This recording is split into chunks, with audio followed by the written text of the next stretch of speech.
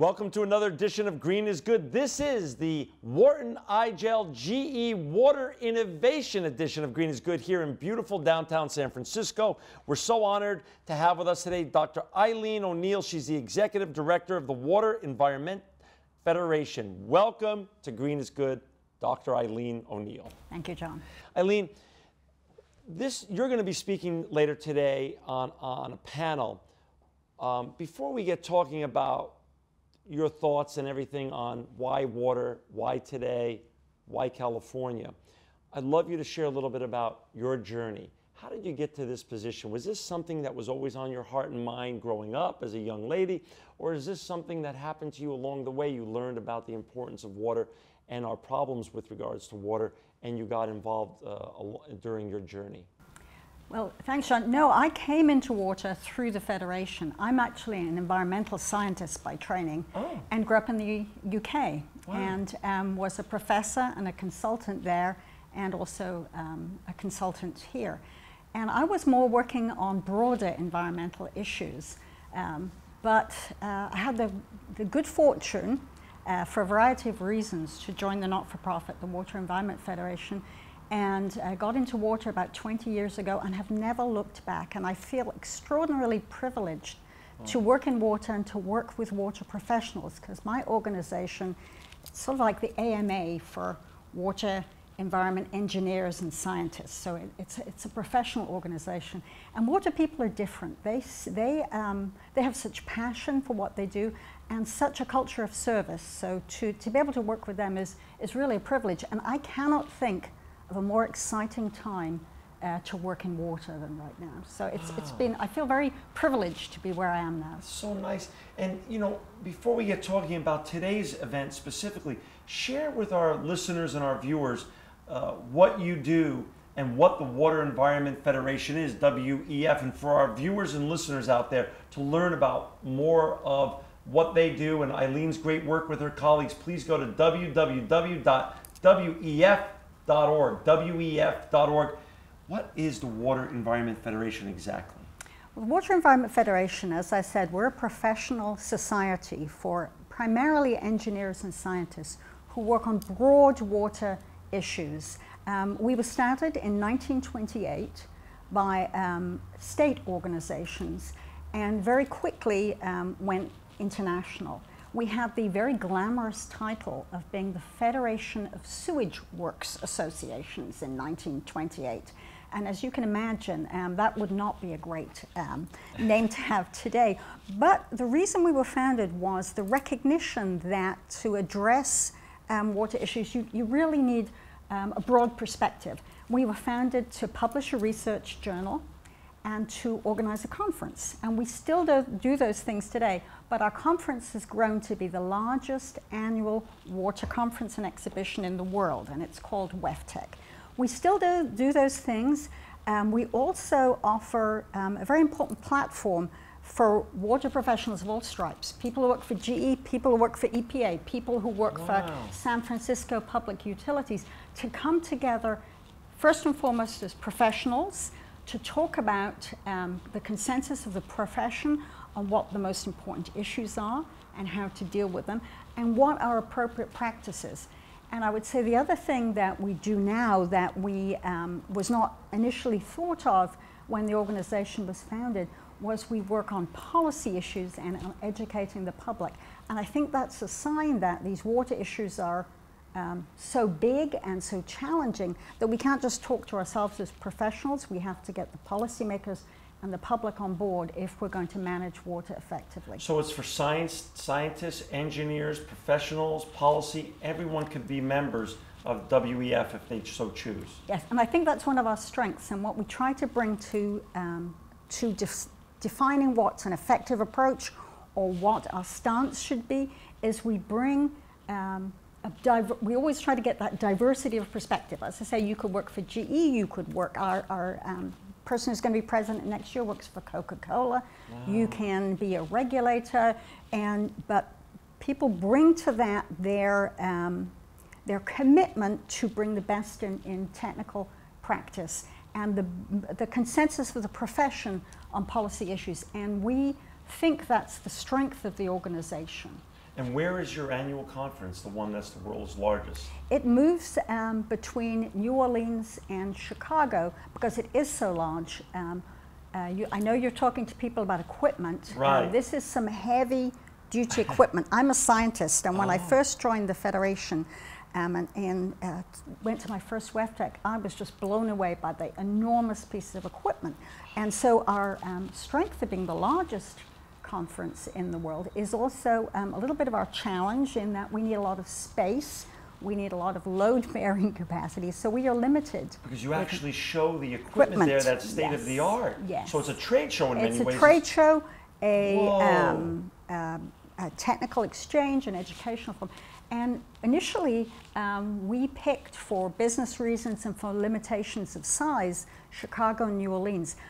But it's ended up being two great locations and very diverse locations to talk about water and the importance of water. If you think about the challenges of New Orleans, you think about the water opportunities and what water means to Chicago, they've ended up being great locations to bring global professionals to talk about water. That's so wonderful. And that's an annual event, and what month is that typically in? It's typically late September or early October, and this year it's in Chicago, so we're expecting it to be especially big because of the amount of population around Chicago and the ability for drive-in traffic, and also what a great international destination for And how many days is it for? It is 3 days of the trade show, but the educational workshops, the technical sessions go for about 5 days. And we will have 1,000 companies and probably over 24,000 attendees at the event. It's really big. That's wonderful, and that's amazing. And again, for our listeners, we've got Dr. Eileen O'Neill. She's the Executive Director of the Water Environment Federation, WEF. You can learn more about Eileen's work with her colleagues at www.wef.org. Eileen, we're here today, Wharton Igel, GE. We're talking about water, innovation, technology. We're here in San Francisco, California, couple miles away from Silicon Valley. Why water? Why now? Why right here? What's the importance of all these convergence of the necessity and the sense of urgency that we have to not only talk about it, but to act on the talk now?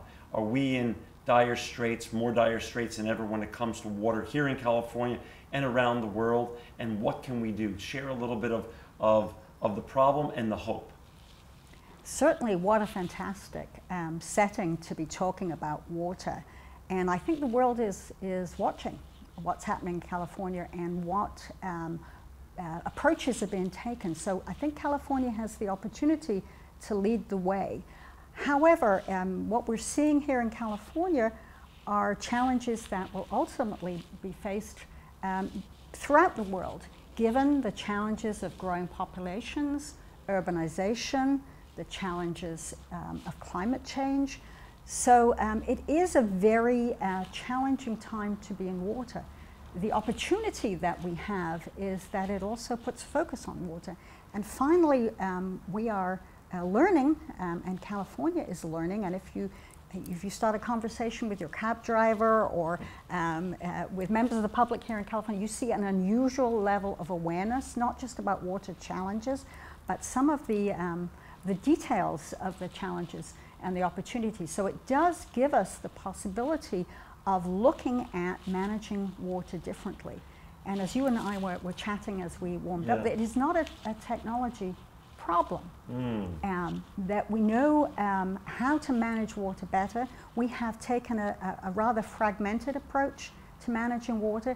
If we seize the opportunity to think about a more holistic approach to managing water, and we think specifically, obviously, being on the water environment side, on the what used to be called wastewater side of the house. We do not, in my organization, consider wastewater to be a waste. We consider it to be a resource, a source of water that can be used again, a source that nutrients can be recovered from, a source of embedded energy that renewable energy can be extracted from. So it's a time of challenge, but also of opportunity. And let's not let a good crisis go to waste. Let's use the opportunity to increase public awareness and the public's trust, which to allow us to take some of these more innovative approaches.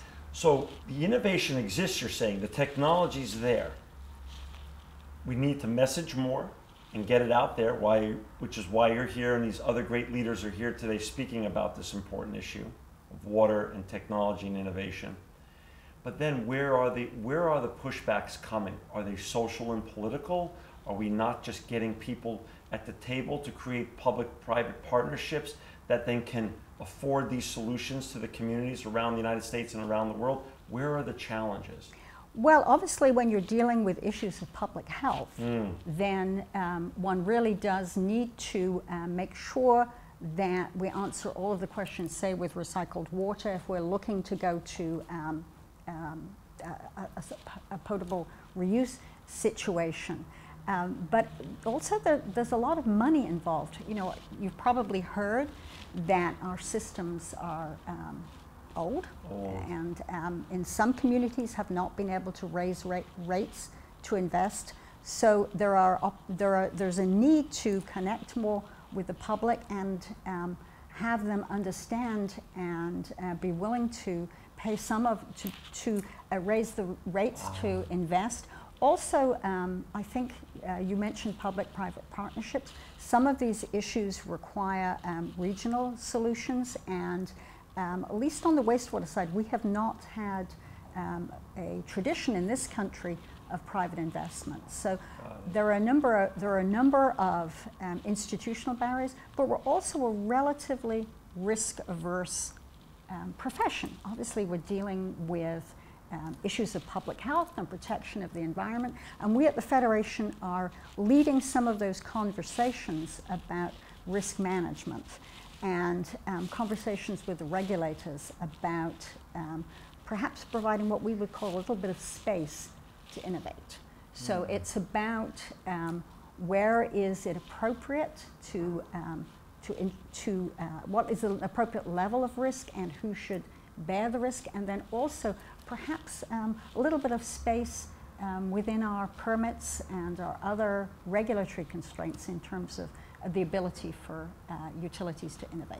Well, I look forward to our panel later today. I'll leave you with the last words. If you have any last thoughts for our listeners and our viewers before we sign off here on Green is Good, what would you like to share before we do our panel later today?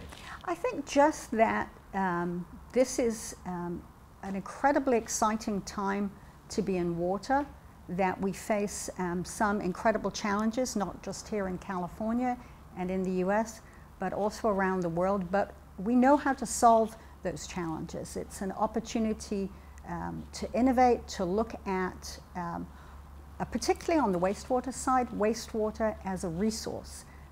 As I said, we do not use the term wastewater. We do not use the term wastewater treatment. We use the term water resource recovery, because we believe we operate water resource recovery facilities, and that kind of an approach can be an important contribution to solving some of the water challenges.